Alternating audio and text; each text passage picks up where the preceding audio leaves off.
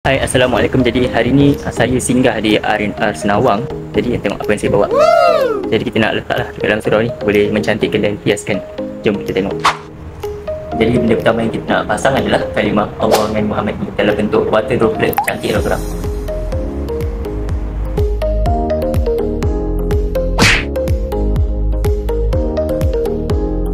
Yeah!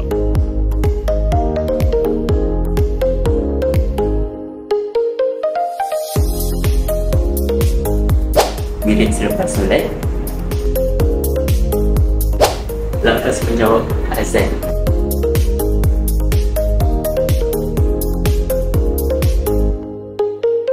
Surau sajadah.